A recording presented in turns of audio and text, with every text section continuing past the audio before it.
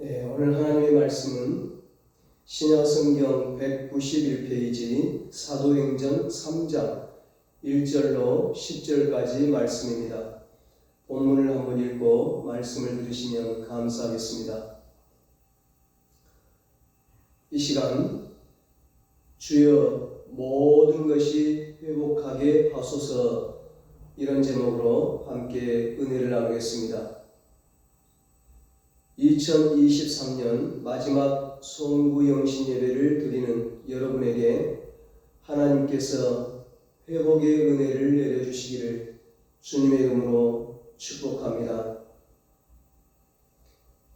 지난 3년, 4년 동안 코로나로 인해 우리의 삶에 엄청난 일들이 일어났습니다. 모든 것이 무너져 내리는 고통의 시간이었습니다. 특별히 2023년은 하나님 앞에 나와 예배드린다고 하는 것이 이렇게 소중한 것인지를 직접 체험할 수 있는 귀한 한 해였습니다.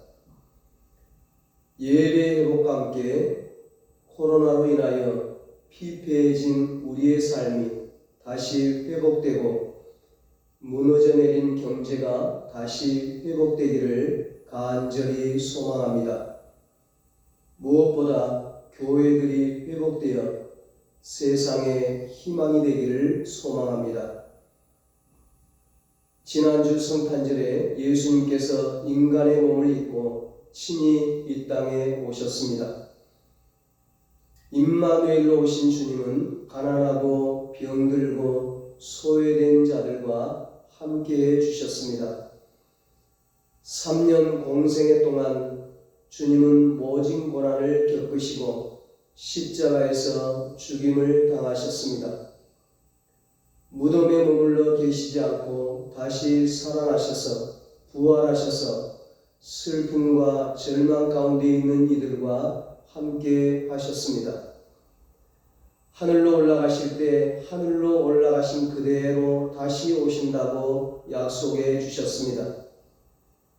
이 땅에 오신 예수님은 가셨지만 예수님께서 보혜사 성령님을 우리에게 보내주셨습니다.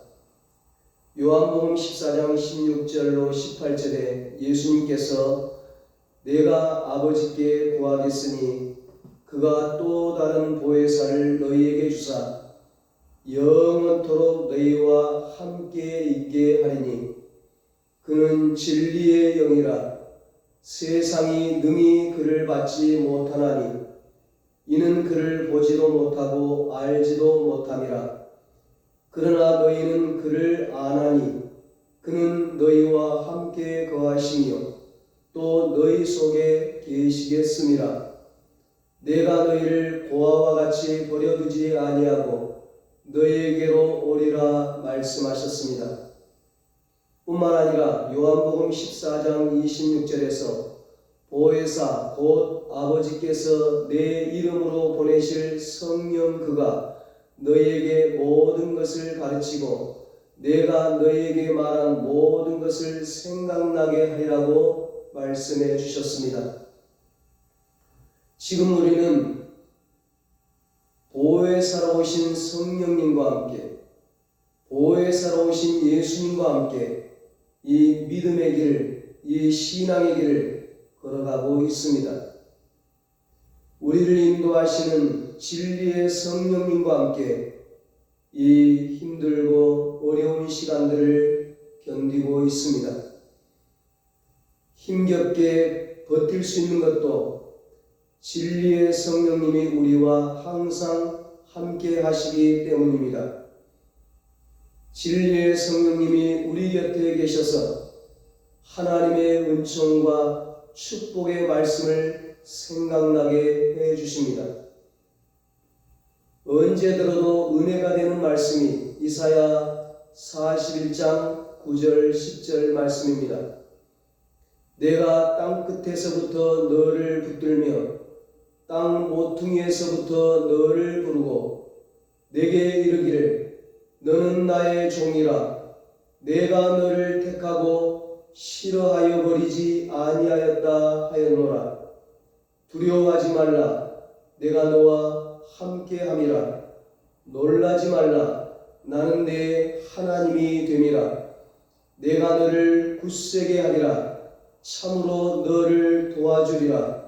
참으로 나의 의로운 오른손으로 너를 붙들리라. 지금 우리는 하나님의 놀라운 은총과 사랑 속에 살아가고 있습니다. 그러므로 믿음이 흔들릴 필요가 없습니다. 하나님은 바로 우리와 항상 함께 계시기 때문에 하나님이 나를 버리셨을까? 하나님이 나를 떠나셨을까? 의심할 필요가 전혀 없습니다. 하나님은 바로 이 예배 자리에 함께 하십니다. 하나님은 바로 우리 마음속에 함께 하십니다. 내가 너와 함께 함이라. 너는 내 것이라. 내가 너를 도우리라. 하나님은 우리를 미워하지도 버리지도 떠나시지도 않으시고 언제나 우리와 항상 함께하여 주십니다. 그러므로 우리는 늘 하나님과 함께하는 믿음의 삶을 살아가야 할 것입니다. 창세기 46장에 가나안 땅에 살고 있던 아브라함의 자손 야곱과 그의 아들들이 애굽으로 내려갔습니다. 왜 애굽으로 내려갔습니까? 온 땅에 가뭄이 들어 기근이 찾아왔기 때문입니다. 먹고 살 수가 없었기 때문입니다. 야곱과 그의 자녀들을 합하여 72명이 애굽으로 내려갔습니다. 그리고 430년 후 모세의 인도하에 애굽을 탈출했을 때 그들은 장정만 60만 명이었습니다. 여자와 20살 이하 어린 자녀들을 다 합하면 최소한 200만 명이 넘는 어마어마한 숫자였습니다. 먹을 것을 찾아간 애굽에서의 삶이 순탄하지만은 않았습니다. 고달팠습니다. 시간이 가면 갈수록 애굽의 핍박이 심해졌습니다.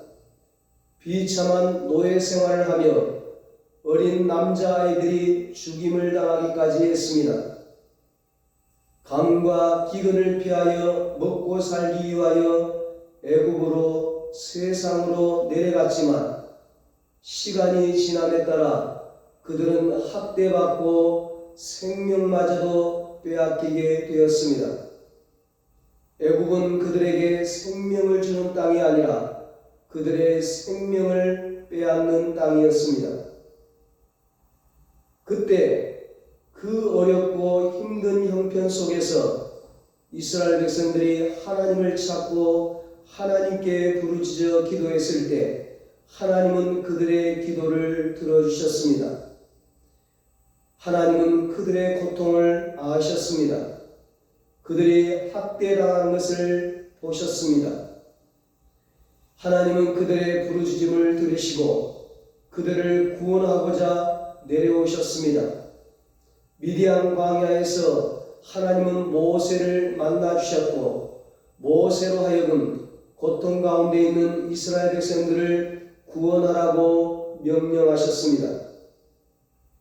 모세의 인도로 이스라엘 백성들은 애굽을 나와 홍해를 건너 광야 40년 생활을 마치고 요단강을 건너 마침내 약속의 땅 가나안 땅에 다시 돌아오게 되었습니다.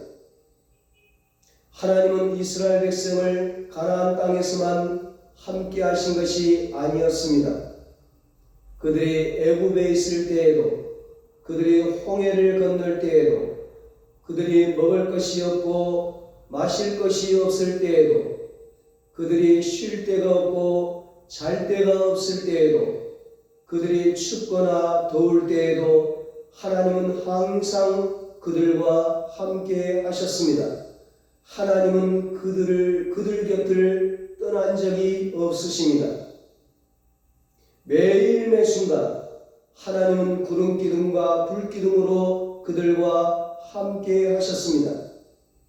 만나와 메추라기로 그들을 먹이셨습니다. 반석에서 나오는 물로 그들의 목마름을 해결해 주셨습니다.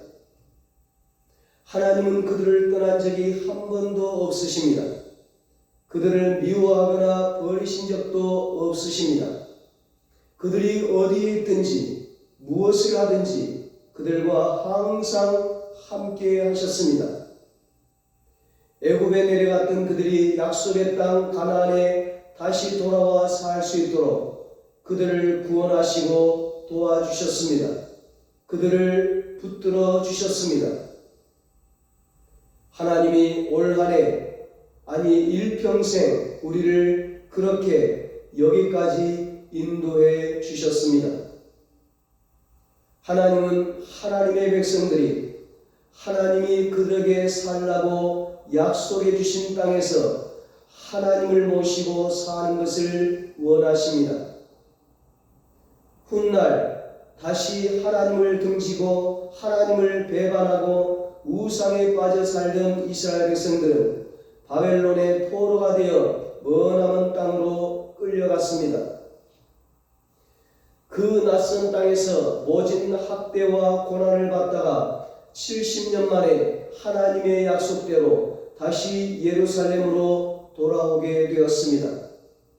모든 것이 하나님의 은총이었습니다. 예루살렘에 돌아온 그들이 제일 먼저 했던 일이 무엇입니까? 처참하게 파괴되었던 예루살렘 성전을 다시 세우는 일이었습니다. 예루살렘 성전을 다시 세우는 일이 그리 쉬운 일이 아니었습니다. 오직 성전 세우는 일만 할 수 없었습니다. 하루하루 먹고 살아가는 일도 보통 일이 아니었습니다. 아이들도 키워야 합니다. 이런 일 저런 일 해야 할 일이 많습니다. 여러 가지 사정으로 예루살렘 성전을 짓다가 중도에 포기하는 일도 있었습니다. 외부의 적들로 인하여 예루살렘 성전을 다시 세우는 일이 심하게 방해받기도 했습니다. 내부적으로는 아직은 때가 아니다라는 생각으로 성전 재건하는 것을 뒤로 미루어두기도 했습니다. 그러나 예루살렘 성전을 반드시 다시 세워야 한다는 하나님의 말씀을 기억하면서 경제적으로 힘들고 어려웠지만 그들은 서로 힘을 모아 다시 성전 짓는 일을 시작했을 때 얼마 지나지 않아 마침내 예루살렘 성전을 완성하게 되었습니다. 여러분, 왜 무너져버린 예루살렘 성전을 다시 세워야만 했을까요? 70년 동안 머나먼 바벨론 땅에서 힘들게 살다가 돌아왔는데 해야 할 일도 참 많이 있는데 농사 지을 땅도 일구어야 하고 살 집도 마련해야 하고 자녀들도 가르쳐야 하고 그런데 왜 굳이 예루살렘 성전부터 다시 세워야만 했을까요? 왜 굳이 지금이어야 합니까? 이 어려운 시기에 나중에 해도 되는데 여러분, 예루살렘 성전을 다시 세운다고 하는 것은 하나님께 드리는 예배를 회복한다는 의미입니다. 예배가 회복되어야 모든 것이 회복되는 것입니다. 예배를 중단하고 다른 것 아무리 열심히 해도 구멍 뚫어진 전대와 같습니다. 밑 빠진 독에 물 붓기입니다. 그래서 제일 먼저 성전을 세우라는 것입니다. 예배를 회복하라는 것입니다. 하나님의 택함을 받은 이스라엘 백성들은 오직 예루살렘 성전에서 하나님께 예배드려야 했습니다. 역대하 7장 16절에 솔로몬 왕이 처음 예루살렘 성전을 완공했을 때 하나님께서 그들에게 이는 내가 이미 이 성전을 택하고 거룩하게 하여 내 이름을 여기에 영원히 있게 하였음이라. 내 눈과 내 마음이 항상 여기에 있으리라고 말씀해 주셨습니다. 예루살렘 성전은 단순한 건물이 아니었습니다. 하나님이 계시는 곳, 하나님이 임재하시는 곳, 하나님을 만나는 곳이었습니다. 하나님의 마음이 머물러 있는 곳이었습니다. 그렇습니다. 우리는 하나님의 집인 교회를 소중하게 여겨야 합니다. 교회는 흔하디 흔한 그런 건물이 아닙니다. 건물은 초라할지라도, 상가에 있다 할지라도, 곰팡이 냄새나는 지하에 있다고 할지라도 교회는 하나님이 계시는 곳입니다. 하나님을 만날 수 있는 곳입니다. 하나님께 예배드릴 수 있는 곳입니다. 하나님의 은총과 복이 임하는 곳입니다. 그러므로 우리의 삶에서 교회 중심의 예배가 다시 회복되어야 합니다. 하나님을 만난다고 하는 것은 하나님의 은총 속에 들어간다는 것을 의미합니다. 하나님은 우리에게 은총을 베풀어 주시기를 원하십니다. 다윗이 자기 자신을 죽이려는 사울왕을 피해 산으로 들로 도망다니다가 더 이상 갈 데가 없어 적의 나라인 블레셋으로 도망갔습니다. 거기서 살아남으려고 아비멜렉 왕 앞에서 미친 채 하다가 쫓겨났습니다. 그때 다윗이 뭐라고 고백합니까? 시편 34편 9절 10절입니다. 너희 성도들아 여호와를 경외하라. 너희 성도들아 여호와를 예배하라. 그를 경외하는 자에게는 부족함이 없도다. 젊은 사자는 궁핍하여 줄일지라도 여호와를 찾는 자는 모든 좋은 것에 부족함이 없으리로다. 아멘. 하나님을 찾고 하나님을 경외하고 하나님을 예배하는 자는 어떤 상황에서도 부족함이 없고 참된 평안을 누리게 된다는 것입니다. 오늘 우리도 예배가 회복될 때 우리의 삶에 참된 평안이 있게 될 것입니다. 우리의 부족함이 채워지고 우리의 약함이 강건함으로 변하게 될 것입니다. 낙심과 절망 가운데 있던 이들이 소망을 갖게 될 것입니다. 소외되고 버림받은 이들이 사랑받는 소중한 존재가 될 것입니다. 이것이 오늘 본문의 메시지입니다. 오늘 본문에 성전 미문 앞에서 매일 구걸하는 나면서부터 걷지 못하는 거지가 있었습니다. 그는 매일 성전에 들어가는 사람들을 유심히 바라보았습니다. 성전에 들어갈 때는 근심으로 들어갔던 사람이 성전을 나올 때는 기쁨으로 나오는 것을 보았습니다. 그래서 자기도 성전에 들어가고 싶은 마음이 간절했을 것입니다. 그는 성전에 들어가고 싶었지만 걷지 못하는 장애인이었기에 성전에 들어갈 수 없었습니다. 그는 자기 신세를 비관하면서 성전에 들어가는 사람들에게 오직 먹을 것만을 구걸하는 참으로 불쌍한 인생을 살아가고 있었습니다. 그러나 어느 날 그는 성전에 들어가는 베드로와 요한을 바라보았습니다.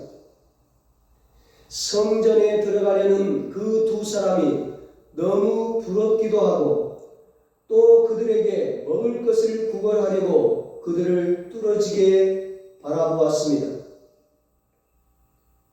어쩌다 그들과 눈이 마주쳤습니다. 그들이 그에게 다가왔습니다. 베드로가 그에게 우리를 보라고 말했습니다. 그는 그들에게서 무엇을 얻을 수 있을까 하여 그들을 바라보았습니다. 그때 베드로가 그에게 말했습니다. 은과 금은 내게 없거니와 내게 있는 이것을 내게 주노니 곧 나사렛 예수 그리스도의 이름으로 일어나 걸으라. 그리고 베드로가 그의 오른손을 잡아 일으켰습니다. 그러자 놀라운 일이 그에게 일어났습니다. 발과 발목에 힘이 생겼습니다. 그는 나면서부터 걸어본 적이 없었습니다. 발과 발목에 힘이 없었습니다. 태어나 지금까지 일어서 본 적이 한 번도 없었습니다. 그런데 일어났습니다. 기적이었습니다. 그런데 더 놀라운 것은 일어선 것만이 아니었습니다. 한 발 한 발 조심스럽게 발을 옮겨 보았는데 걸을 수도 있었습니다. 그는 너무 놀랐습니다. 신기했습니다. 그는 벌떡 뛰어보기도 했습니다. 나면서부터 못 걸었던 거지가 예수의 이름으로 일어나 걷게 된 것입니다. 놀라운 기적이 그에게 일어났습니다. 하나님의 은총이 그에게 임하였습니다. 하나님의 은총을 입은 그는 어떻게 했을까요? 무엇부터 했을까요? 그가 처음으로 한 일이 무엇이었습니까? 8절입니다. 뛰어 서서 걸으며 그들과 함께 성전으로 들어가면서 걷기도 하고 뛰기도 하며 하나님을 찬송하니 일어나 걷게 된 그는 베드로와 요한과 함께 성전으로 들어갔습니다. 집으로 간 것이 아니라, 직장으로 간 것이 아니라, 세상으로 간 것이 아니라, 애국으로 간 것이 아니라 성전으로 갔습니다. 제일 먼저 성전으로 들어가 기뻐하며 하나님께 예배드리고 찬송하고 기도했습니다. 그는 태어나면서부터 한 번도 일어나 걸어본 적이 없었던 것처럼 그는 매일같이 성전 앞에 있었지만 그 성전문을 통과하여 성전 안에 걸어서 들어가 본 적이 한 번도 없었습니다. 어쩌면 그는 먹고 살기 위하여 구걸하는 것보다 성전에 들어가는 것을 더 원했는지도 모릅니다. 성전에서 하나님께 예배드리고 마음껏 찬송 부르고 기도하기를 더 원했는지도 모릅니다. 마음껏 봉사하기를 더 원했는지도 모릅니다. 그의 간절한 소원대로 그는 성전에 들어가게 되었습니다. 너무나 좋았습니다. 한 끼 배불리 먹는 것보다 더 좋았습니다. 돈 버는 것보다, 공부하는 것보다, 여행 가는 것보다 더 좋았습니다. 어쩌면 일어선 것보다도 더 행복했습니다. 이제껏 경험해보지 못했던 새로운 세상을 맛보게 되었습니다. 신비로운 영적 세계를 맛보게 되었습니다. 그는 성전에 들어가면서 너무 좋아서 걷기도 하고 뛰기도 하며 하나님을 찬송했습니다. 그는 행복했습니다. 그의 인생이 변화된 것입니다. 걷지 못한 인생이 걷는 인생으로, 성전 밖에 있던 인생이 성전 안에 있는 인생으로, 하나님 밖에 있던 인생이 하나님 안에 있는 인생으로 바뀌게 되었습니다. 사랑하는 여러분, 우리의 삶에도 가장 먼저 예배가 회복될 수 있기를 바랍니다. 성전 밖에서 구걸하는 인생이 아니라, 성전 밖에 머물러 있는 인생이 아니라, 하나님의 성전인 교회 안으로 들어오는 인생이 되기를 바랍니다. 성전 안에 들어와 하나님께 예배하고 하나님을 찬송하고 하나님께 기도하고 하나님과 교제하고 하나님과 화목해 되는 인생이 되기를 바랍니다. 성전 안에 들어와 하나님의 백성들과 함께 하나님의 사랑을 나누고 교제하는 행복한 인생이 되기를 바랍니다. 코로나의 긴 터널을 빠져나온 것 같았는데 여전히 우리의 삶은 또 다른 어두운 터널을 지나고 있는 것 같습니다. 모두가 힘든 삶을 살고 있습니다. 이럴 때일수록 우리 믿음의 사람들은 하나님 중심의 삶을 살아야 합니다. 항상 하나님을 모시고 하나님의 도움을 받으며 살아가야 합니다. 하나님 곁에 붙어 있을 때, 교회 안에 머물러 있을 때 열매 맺는 삶을 살 수 있습니다. 힘든 상황을 극복해 나갈 수 있습니다. 승리의 삶을 살 수 있습니다. 요한복음 15장 5절에 예수님께서 말씀하십니다. 나는 포도나무요 너희는 가지라. 그가 내 안에 내가 그 안에 거하면 사람이 열매를 많이 맺나니 나를 떠나서는 너희가 아무것도 할 수 없습니다. 하나님께 붙어 있으면 하나님 중심의 삶을 살면 풍성한 열매를 맺게 된다는 것입니다. 하나님 중심의 삶은 곧 교회 중심의 삶입니다. 예배 중심의 삶입니다. 기도 중심의 삶입니다. 무엇보다 예배가 소중합니다.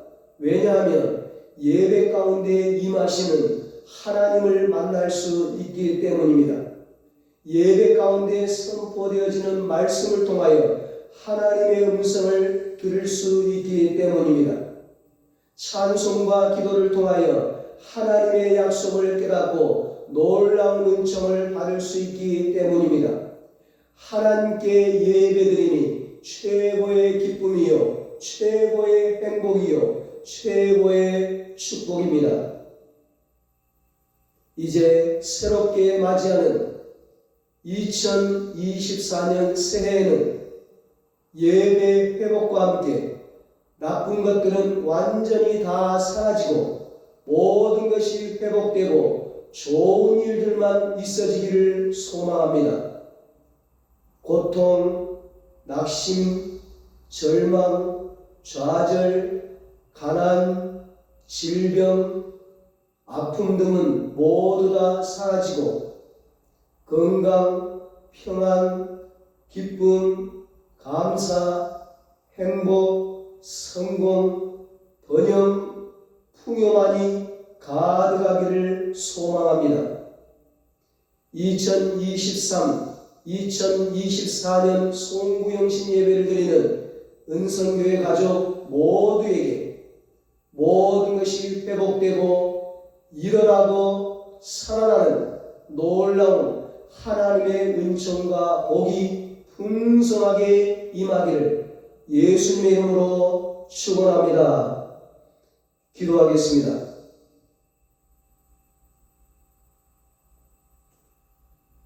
하나님 아버지, 다사다난했던 2023년 한 해 여기까지 우리를 인도해 주신 하나님 감사를 드립니다.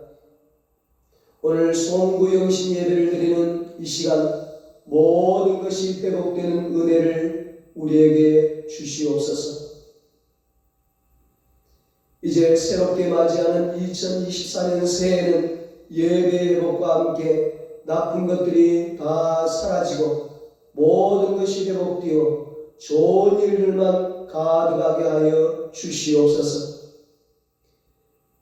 송구영신 예배를 드리는 우리 은성교회 가족 모두에게 모든 것이 회복되고 다시 일어나고 다시 살아나는 하나님의 은총과 복이 풍성하게 임하게 하여 주시옵소서.